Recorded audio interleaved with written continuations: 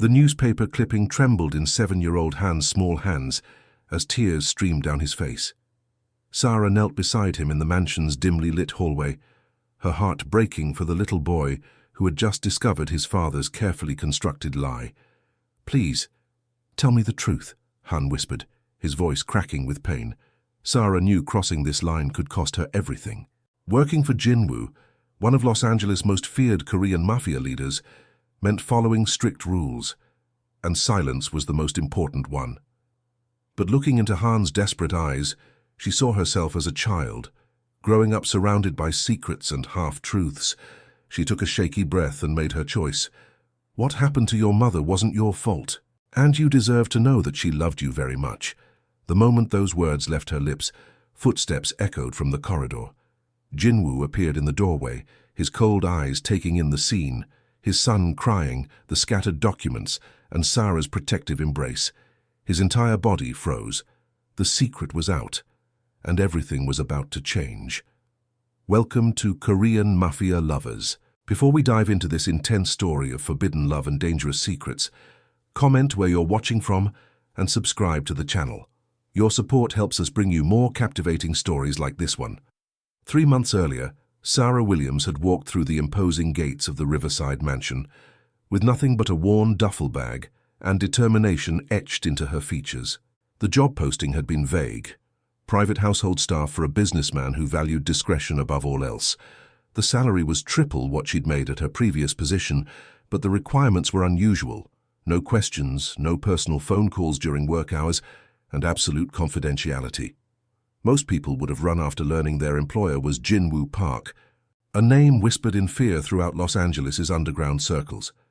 But Sarah had grown up in neighborhoods where survival meant adapting to dangerous environments, and she needed this job more than she feared the man who offered it. The mansion itself was a fortress disguised as luxury.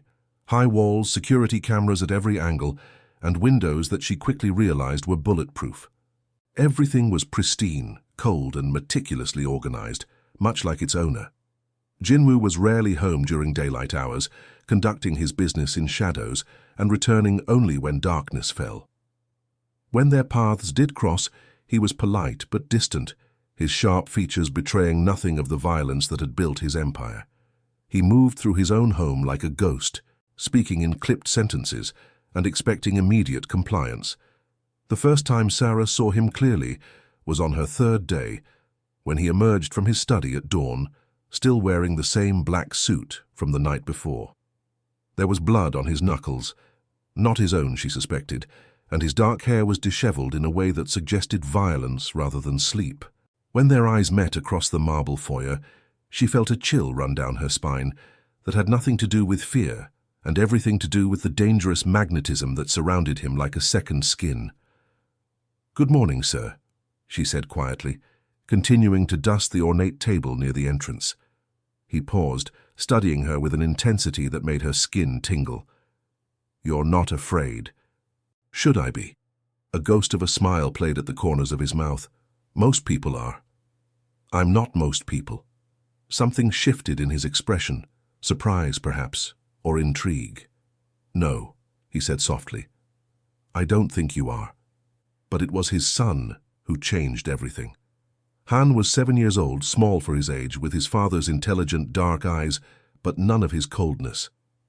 The boy had been raised by a succession of nannies and housekeepers, each lasting only a few months before quitting or being dismissed. When Sarah arrived, Han watched her with the wariness of a child who had learned not to get attached. "You won't stay long," he told her matter-of-factly on her 2nd day, not looking up from his coloring book. "Nobody does." "Why do you think that?" Sarah asked, continuing to dust the bookshelf nearby. Han shrugged. "Papa says people leave, it's what they do." The casual acceptance of abandonment in such a young voice made Sarah's chest tighten. She recognized something in Han that reminded her of herself at that age, the careful distance, the protective walls, the expectation of disappointment. Unlike the previous staff, Sarah didn't try to win Han over with games or treats. Instead, she simply existed in his space consistently. When he was hungry, she prepared his meals without fuss. When he had nightmares, she sat nearby until he fell back asleep. When he asked questions about his homework, she helped him work through the problems step by step. Slowly, Han began to trust her. He started following her around the mansion, chattering about his day or asking about hers. He showed her his drawings and proudly demonstrated new words he'd learned. For the first time since his mother's death 3 years earlier, Han had someone who listened to him like he mattered. Jinwoo noticed the change immediately. He began arriving home earlier, lingering in doorways to watch Sarah interact with his son. His cold demeanor never shifted, but she caught him observing the way Han laughed at her gentle teasing or how the boy automatically reached for her hand when they walked through the garden. Han seems different, Jinwoo commented one evening, his voice carefully neutral. Different how? Sarah asked, not looking up from the dishes she was washing. Happier. The single word hung between them, loaded with implications neither was ready to address. Sarah simply nodded and continued her work, aware of his intense gaze burning into her back. That night, as she prepared to leave for her small apartment across town, Han appeared in the kitchen doorway wearing his pajamas. Sarah, will you be here tomorrow? Yes, sweetheart, I'll be here. Promise? She knelt to his level, meeting his earnest gaze. I promise. From the shadows of the hallway, Jinwoo watched the exchange with an expression that might have been longing. The first crack in Jinwoo's carefully controlled world appeared on a rainy Thursday afternoon. Sarah had been working in the mansion for 6 weeks, and Han had begun asking questions she wasn't equipped to answer. Why don't I have pictures of my mama? He asked, while she helped him with his math homework. Papa has pictures in his office, but I'm not allowed to see them. Sarah's pen stilled on the paper. What do you mean? There's a box on his desk sometimes. I saw pictures inside once, but he got really angry and locked it away. Han's voice dropped to a whisper. Do you think she didn't love me? The raw vulnerability in his question made Sarah's heart ache. She set down her pen and turned to face him fully. Han, I can promise you that any mother who had you would love you completely. Sometimes adults make choices about what to share and when, but that doesn't mean the love isn't there. But why won't he tell me about her? Everyone else has stories about their mamas. Before Sarah could respond, the front door slammed shut with enough force to rattle the windows. Heavy footsteps echoed through the marble foyer, and she immediately recognized the particular rhythm of Jinwoo's walk when he was agitated. Stay here and finish your homework, she told Han quietly. I'll be right back. She found Jinwoo in his study, standing behind his massive oak desk with his hands braced against its surface. His usually immaculate appearance was disheveled, his black hair falling across his forehead, his white dress shirt wrinkled, and a thin line of blood on his knuckles. Sir, is everything all right? He looked up sharply, as if he'd forgotten she was in the house. For a moment his mask slipped, and she saw exhaustion in his dark eyes. There was a problem with one of my business associates, he said carefully. It's been resolved. Sarah noticed the way he flexed his injured hand and made a decision that surprised them both. She walked to the small bathroom attached to his office and returned with a first aid kit. Let me clean that for you. It's not necessary. Please. Something in her tone made him extend his hand without further protest. As she gently cleaned the blood from his knuckles, she was acutely aware of how close they were standing, how his breathing had steadied under her careful touch. The intimacy of the moment was unexpected. His hands were larger than she'd imagined, calloused from violence but surprisingly gentle as she worked. She could smell his cologne, something expensive and masculine that made her pulse quicken despite herself. You're not afraid of me, he observed quietly. Should I be? Most people are. Sarah finished bandaging his hand and looked up to meet his gaze. I'm not most people. The intensity in his eyes made her pulse quicken. But before either could say more, Han's voice called from the kitchen. Sarah, I finished my homework. The spell broke instantly. Jinwoo stepped back, his professional mask sliding back into place, but not before she caught a glimpse of something vulnerable in his expression. You should go to him, he said, his voice once again carefully controlled. That evening, after Han had gone to bed, Sarah was surprised to find Jinwoo waiting for her in the kitchen. He had changed into casual clothes, dark jeans and a black sweater that emphasized his broad shoulders, and somehow looked even more dangerous in the relaxed attire. "I wanted to thank you," he said, "for what you've done for Han. He's becoming the child he was meant to be. He's a wonderful boy. He just needed someone to see that." "And what about you?" The question seemed to surprise him as much as it did her. "What do you need?" The question hung between them, loaded with possibilities neither was ready to explore. Sarah felt her cheeks warm under his intense scrutiny. "I should go," she said softly. "It's getting late." As she gathered her things, she was hyper-aware of his presence, the way he watched her every movement with an intensity that made her skin tingle. She could feel the weight of unspoken words between them, the growing tension that had nothing to do with employer and employee dynamics. At the door he spoke again. "Sarah?" She turned back to find him closer than expected, close enough that she could see the flecks of gold in his dark eyes, close enough to notice the small scar above his left eyebrow that spoke of a violent past. "Be careful driving home. The rain is getting worse." It was a simple statement, but the concern in his voice suggested something deeper. As she drove through the storm-darkened streets, Sarah couldn't shake the feeling that everything was about to change. The shift in their dynamic became more apparent over the following days. Jinwoo began finding excuses to be home during daylight hours, appearing in whatever room she was cleaning with questions about Han's schedule or the household routine. Their conversations grew longer, more personal, though they both maintained the pretense of professional boundaries. One afternoon, while Han napped, Sarah found herself alone with Jinwoo in the library. He was reading financial reports, his brow furrowed in concentration, and she was organizing the extensive book collection. The silence between them was comfortable, but charged with an undercurrent of awareness that neither acknowledged aloud. "You read Korean," he observed, noticing her careful handling of some Korean literature volumes. "A little. I studied it in college." "Why?" She paused in her organizing, considering how much to reveal. "I've always been drawn to different cultures. Korean history in particular fascinated me." Something shifted in his expression, surprise, perhaps even respect. Most people only know what they see in movies. Most people don't take the time to look deeper. Their eyes met across the room, and for a moment, the careful distance they maintained collapsed entirely. In his gaze, she saw not the cold Mafia leader, but a man who had been alone for far too long, carrying burdens that no one else could understand. The moment was broken by Han's sleepy voice calling from upstairs, but the connection lingered between them like a promise of something neither was ready to name. The discovery happened on a Tuesday morning when Sarah arrived to find Han sitting on the floor of Jinwoo's study, surrounded by scattered photographs and newspaper clippings. The locked box from his father's desk lay open beside him, its contents spread across the Persian rug like pieces of a broken puzzle. Han's face was streaked with tears, his small hands clutching a yellowed newspaper article. When he looked up at Sarah, his expression was a mixture of confusion and betrayal that broke her heart. "She didn't die in a car accident, did she?" he whispered.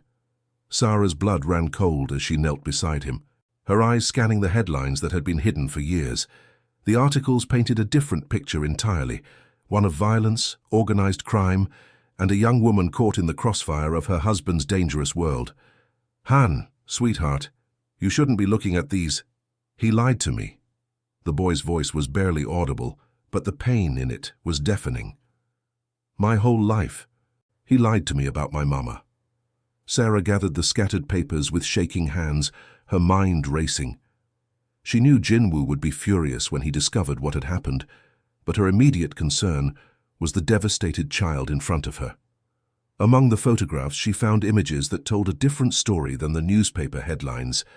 Pictures of a beautiful Korean woman with kind eyes, holding a baby with infinite tenderness. Wedding photos showing a younger Jinwoo, his face softer, genuinely happy as he gazed at his bride. Family moments, birthdays, holidays, quiet domestic scenes that spoke of real love and joy. "Sometimes adults make difficult choices about what to share," she said carefully, pulling Han into her arms. "Your father loves you very much. Whatever he told you, he was trying to protect you. But I want to know the truth, Han sobbed against her shoulder. "I want to know about my mama. The real truth." The weight of his request settled on Sarah's shoulders like a physical burden. She thought about her employment contract, about the strict rules regarding confidentiality, about the dangerous man who had trusted her with his most precious possession. But looking into Han's desperate eyes, she saw herself as a child, hungry for truth in a world full of carefully constructed lies. "Your mother's name was Su Jin," she said quietly, her voice steady despite her racing heart. "And from everything I can see in these pictures, she loved you more than anything in the world." Han pulled back to look at her, hope flickering in his tear-stained face. "Really? Really? Look at this one." Sarah picked up a photograph of Su Jin holding a baby, her face radiant with joy. "See how she's looking at you? That's pure love, Han. That never changes, no matter what happens."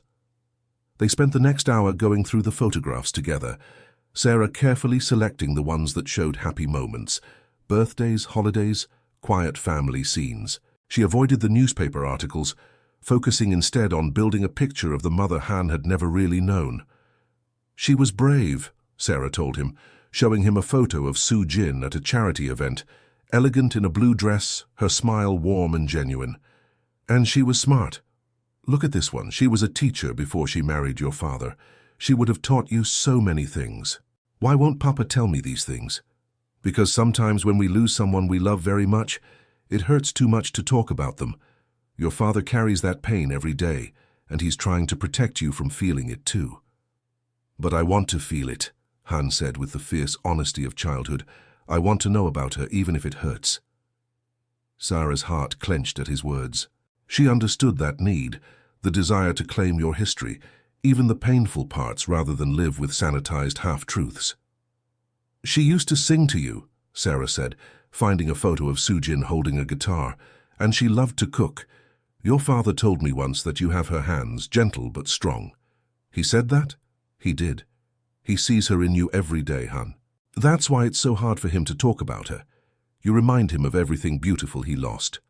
The sound of the front door opening made them both freeze. Jinwoo's footsteps echoed through the mansion, heading directly toward his study. Sarah quickly gathered the remaining photographs, but it was too late to hide what had happened. Jinwoo appeared in the doorway and stopped dead, his eyes taking in the scene. His son's tear-stained face, the open box, and Sarah kneeling protectively beside Han with the evidence of his deception scattered around them. The temperature in the room seemed to drop 10 degrees. Jinwoo's face went completely blank, his body rigid with a control that was barely contained. When he spoke, his voice was deadly quiet. "Han, go to your room." "Papa, Now." Han scrambled to his feet and ran from the room, leaving Sarah alone with a man whose carefully constructed world had just been shattered by the truth. Jinwoo stepped into the study and closed the door behind him with deliberate precision. When he turned to face her, Sarah saw something in his eyes that was more dangerous than anger. It was the cold calculation of a man deciding whether she had become a threat that needed to be eliminated. "You had no right," he said, his voice barely above a whisper. "He deserved to know. You had no right to make that decision." He moved closer, and despite her determination not to show fear, Sarah felt her pulse quicken. "Do you have any idea what you've done? I've given a little boy the truth about his mother, something he should have had years ago." The words hung between them like a challenge, and for a moment Sarah thought she had pushed too far. But then something shifted in Jinwoo's expression, and she realized that beneath his anger was something else entirely, pain so deep and raw that it took her breath away. His carefully maintained composure began to crack, and she saw the man behind the mask, a father who had been drowning in guilt for 3 years, convinced that loving memory of his wife would only bring his son more pain. "You don't understand what those pictures represent," he said, his voice breaking slightly. "What that truth cost." The silence that followed Sarah's words stretched between them like a taut wire, ready to snap. Jinwoo's hands clenched and unclenched at his sides, his breathing carefully controlled as he stared at the scattered remnants of his wife's memory. "You don't understand," he said finally, his voice hoarse. "You don't understand what those pictures represent, what that truth cost." Then explain it to me, Sarah challenged, rising to her feet. Help me understand why a 7-year-old boy has been living with a lie about the most important person in his life. Jinwoo's laugh was bitter, devoid of any humor, because the truth would destroy him, because knowing that his mother died because of me, because of what I am, would poison every happy memory he might have of her. The raw confession hung in the air between them. Sarah saw the weight of guilt that had been crushing him for 3 years, the self-hatred that had driven him to erase his wife's existence rather than face his role in her death. Soo-jin wasn't supposed to be in that car, he continued, his voice breaking slightly. She was supposed to be safe at home with Han, but she found out about a meeting I was having with a rival organization, and she was angry about the risks I was taking. She came to confront me, to demand that I choose between my family and the organization. Sarah's heart clenched as the pieces fell into place. Jinwoo! They were waiting for her, he whispered, his composure finally cracking. They knew she would come, knew that using her would be more effective than any direct attack on me. They made me watch as they killed her, knowing that it would destroy me more than any physical torture ever could. And they were right. The vulnerability in his admission shattered something inside Sarah's chest. Without thinking, she stepped closer, her hand reaching out to touch his arm.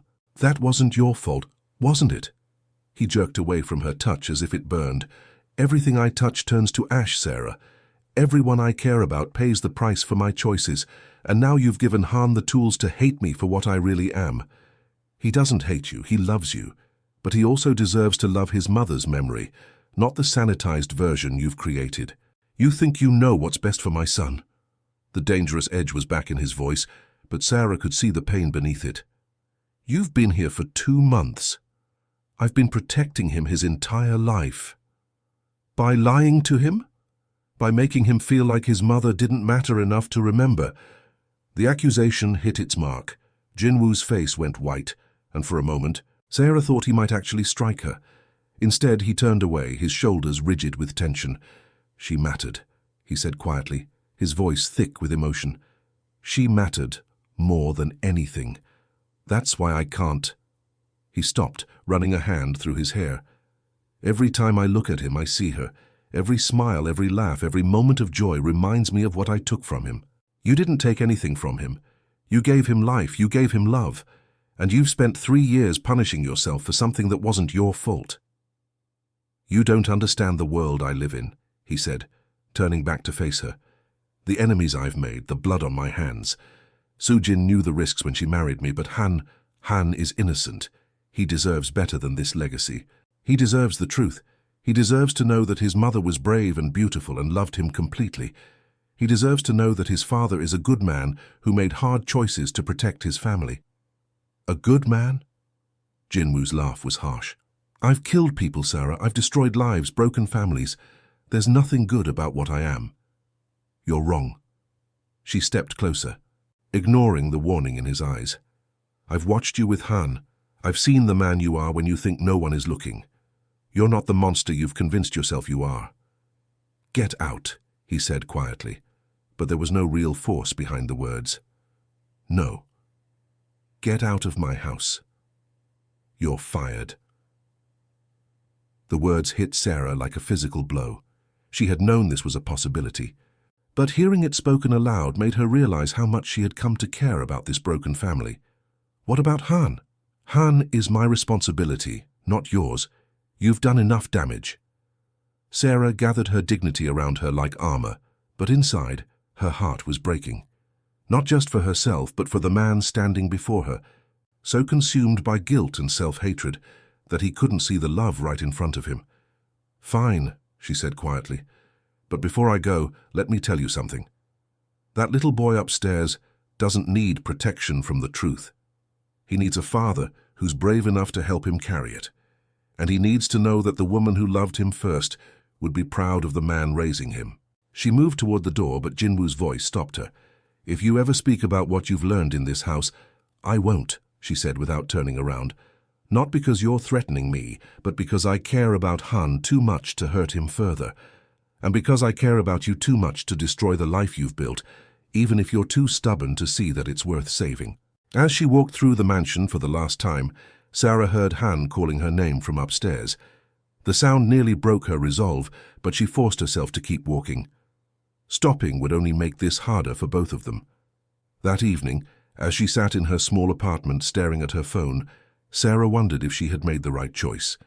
She had given Han the truth about his mother, but at the cost of losing the family she had come to love.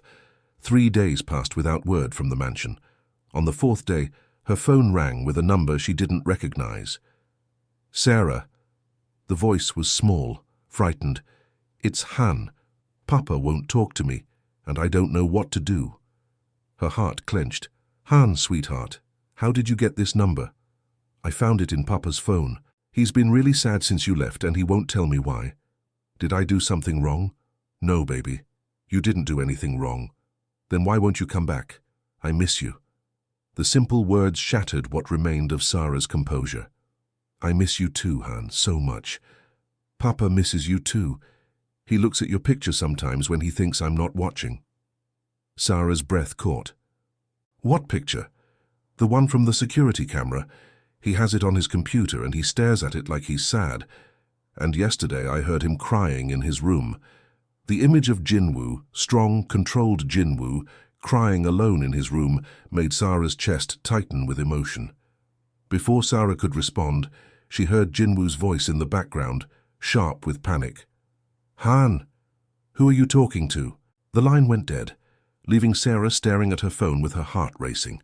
The image of Jinwoo looking at her picture, missing her as much as she missed them, planted a seed of hope in her chest that she tried desperately to ignore.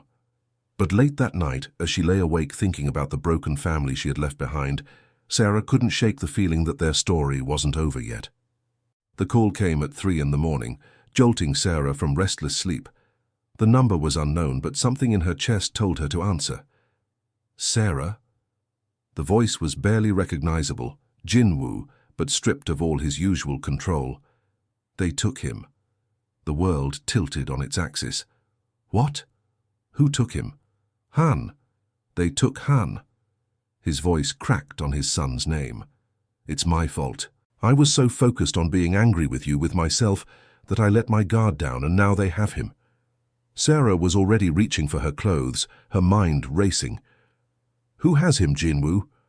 "Rival organization, Lee Guido's crew. They've been trying to move in on my territory for months.